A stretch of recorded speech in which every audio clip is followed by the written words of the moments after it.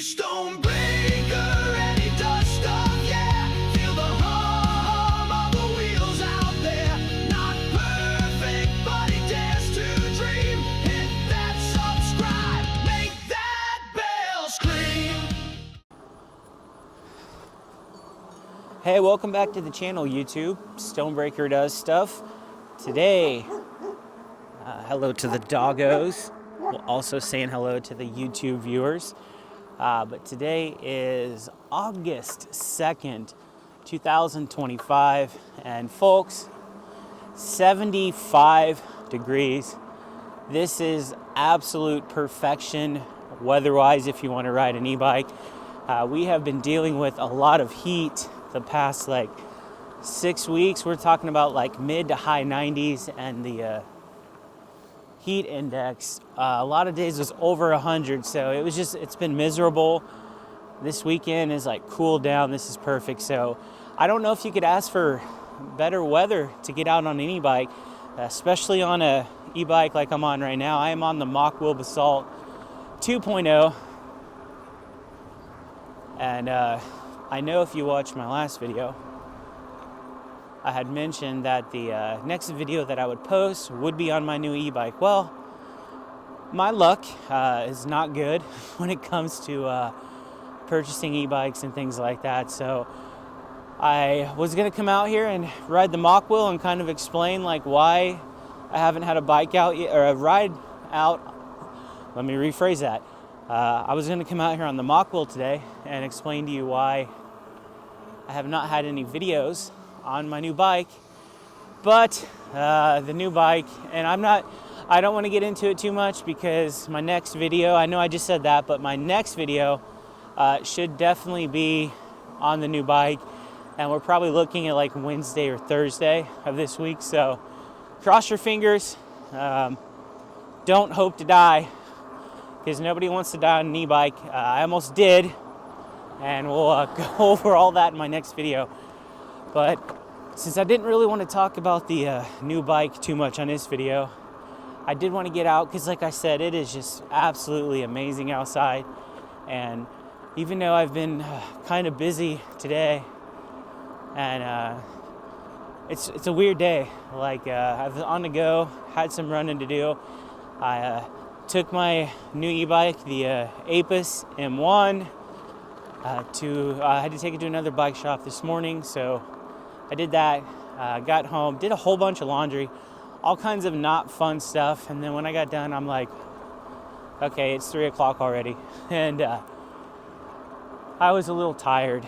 So I'm a little tired right now, actually. I don't know why. Like I said, it's so nice out, and it's a Saturday. I should have some energy, but hopefully this ride will give me some energy. Hopefully this video, I can come up with a little more energy, because I don't want to bore you guys to death. But anyways, so today, when I was loading up the Ebike, I was moving some of my other bikes around and just kind of going through some stuff, and I noticed that the Basalt 2.0 had just reached the 300-mile mark. So I was at 306 miles.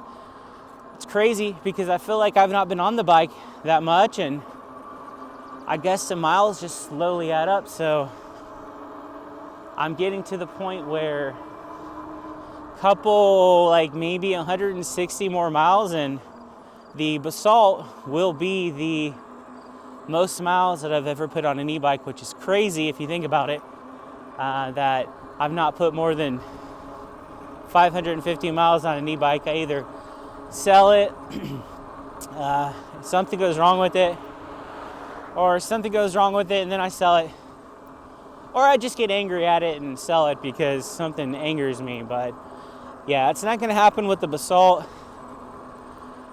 I can't stress enough, as someone that has been brutally honest with e-bikes, I'm probably too honest. I complain about a lot of stuff on e-bikes.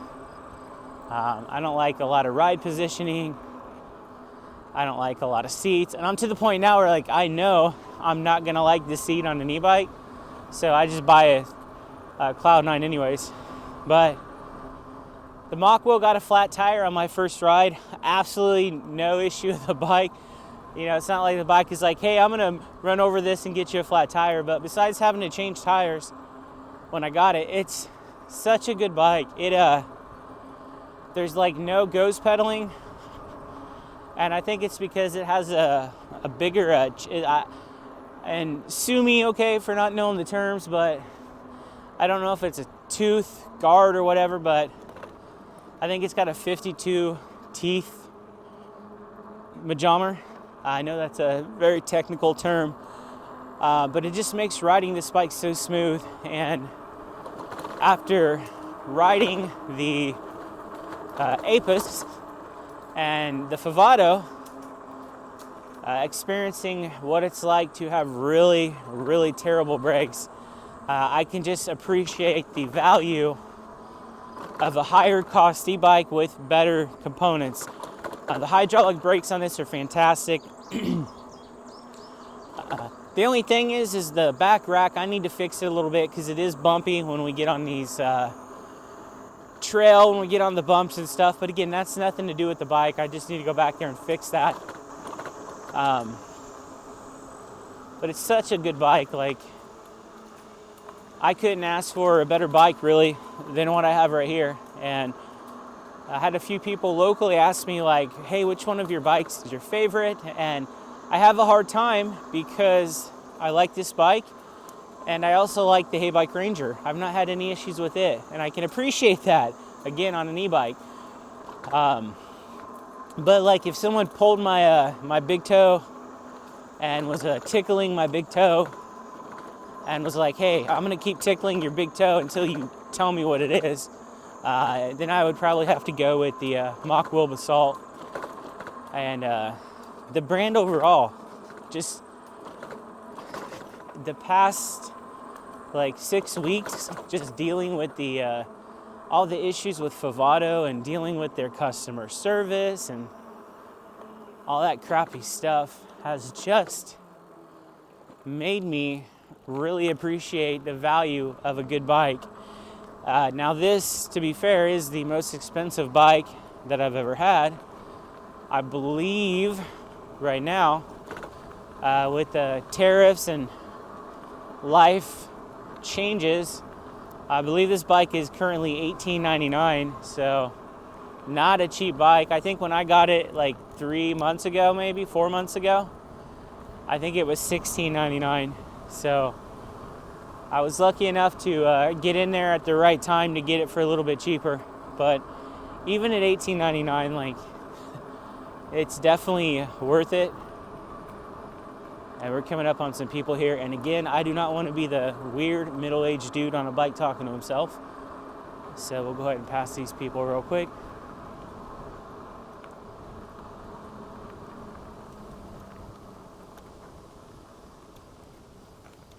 Oh, excuse me. Sorry. Like, that was a perfect example. The bike is just so smooth and quiet. They didn't even hear me coming up. Now, I could have did my bell right here, but sometimes I forget that it's there. Just having a little spot right there. It's got everything you need. It's the battery life. It's just under a 20 amp hour battery. 19.6 amp hours. I mean, that is more than 90% of people are going to need. And it's like, what did I get? I did a range test. First off, they need to mow this. I mean, look at that. That's insane. I don't know who mows this, but they need to get out there and get that mowed. But I think when I did my range test, I got like 45 miles. So Mokwheel says you can get between 60 and 80 miles. You know, obviously, you're never going to fully get that unless you're riding like pedal assist one. Is this squirrel going to go? Come on, dude. You all right? Are we racing? You want to race, my guy? Just get off the... There you go. Thanks, my guy. So normally I got to look out for deer, and now I guess I got squirrel that want to race. What was I talking about? Oh, yeah, the battery.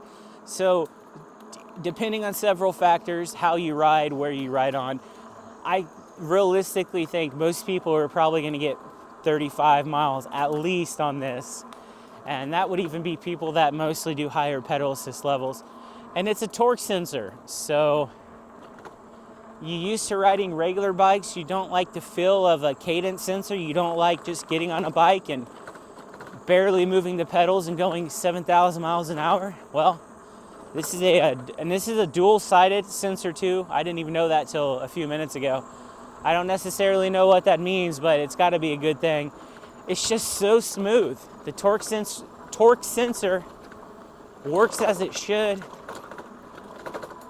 These trails do not work as they should right here. In fact, I think this is the last spin of it right here. Okay. But it's just a smooth torque sensor and comfort. It's so comfortable. It's got an adjustable stem, which to me, every bike should come with. That way, if they start off like this, hey, you don't like it? Let's raise it up. These stems cost like 20, 25 bucks. So I just don't see why these companies can't include them on every bike. A lot of companies will give you the option to actually buy an adjustable stem for their bike on the website.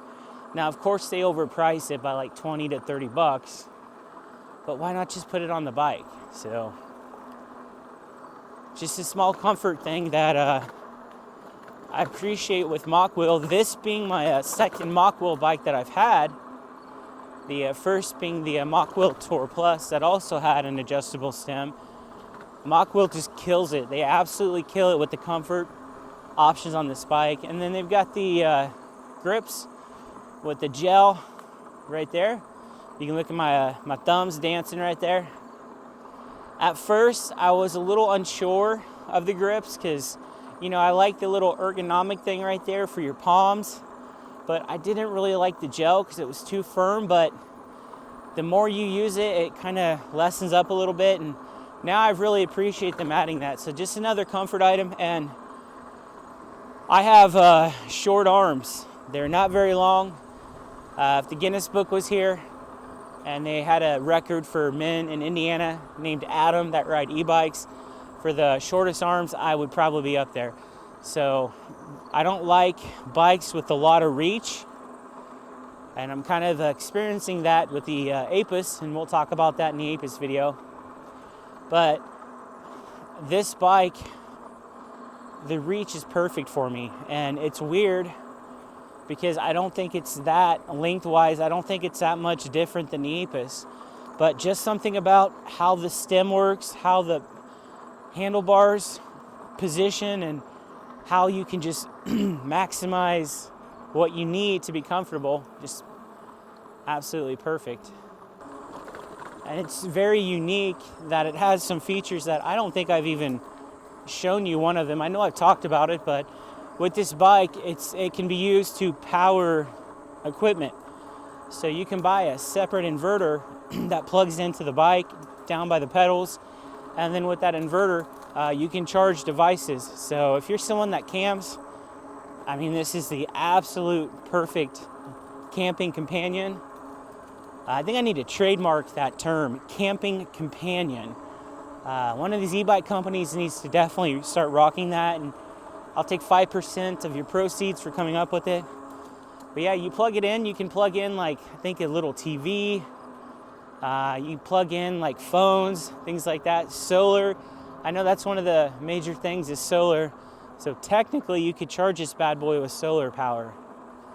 Now, it does cost money to get into those things, and that's money that I personally would not spend, but that is because I am a cheapskate. So that is not what I would be into. But, you know, if you go camping a lot, which I don't, it might be worth the investment.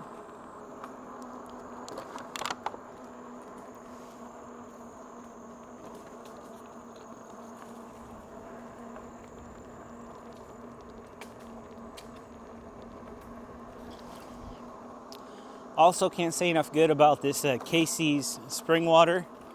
I'm sure it's probably from a hose somewhere in Arkansas, but kudos to whoever is collecting it because this is really good. And you get 2 of these for like $3. So if you live in the Midwest and you have a Casey's, stock up on this. You will not regret it. just like you would not regret buying the Mokwheel. And with the Mokwheel, I know I'm not the type of rider that typically just speeds all the way through. But let's get it to pedal assist 5. Let's go throttle only. We should have no problem reaching 28, maybe 30 miles an hour. Let's see what we got. I have unlocked it.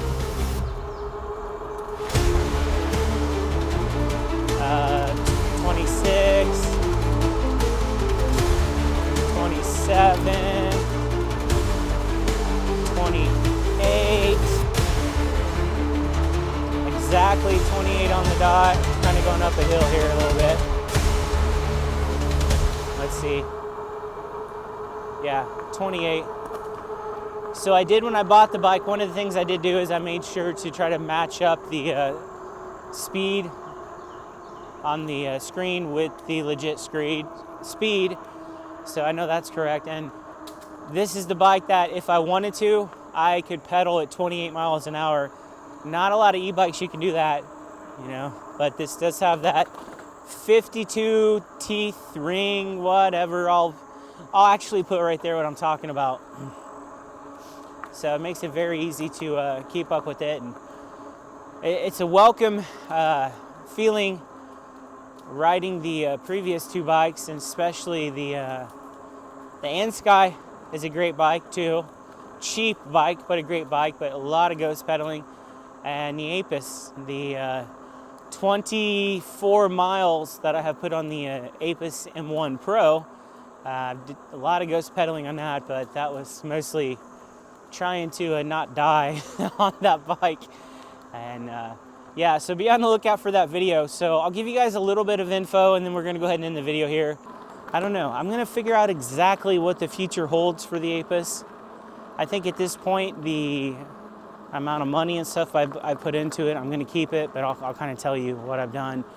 And speaking of what's been done, this is a trail, guys. Watch my previous videos. They've got this, I can't go that way? All right, we'll turn around then. But, oh yeah, now we're doing some deep graveling. Yeah, our trail though is the addition right here.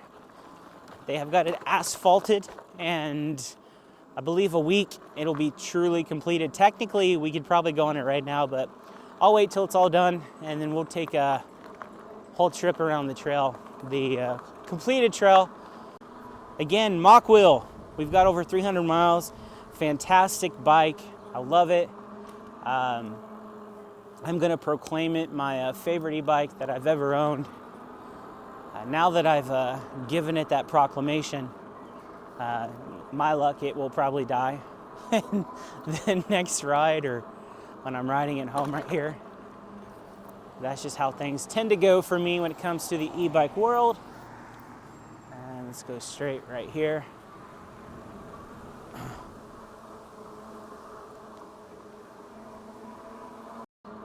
One cool thing about this display, and this really isn't too beneficial to me, just based on where I live and things like that, but I could see it being a very beneficial feature to people that live, you know, in different parts of the country and stuff like that.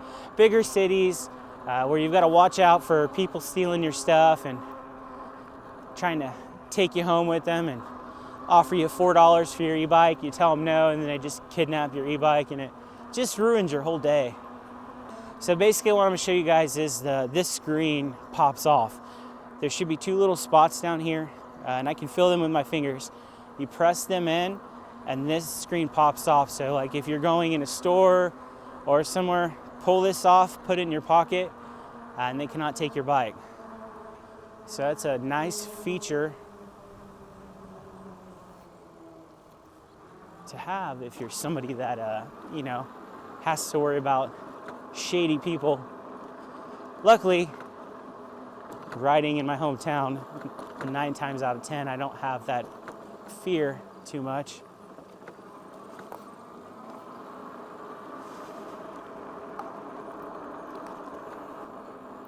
So yeah, guys, this was just a celebration ride of the Mokwheel Basalt 2.0.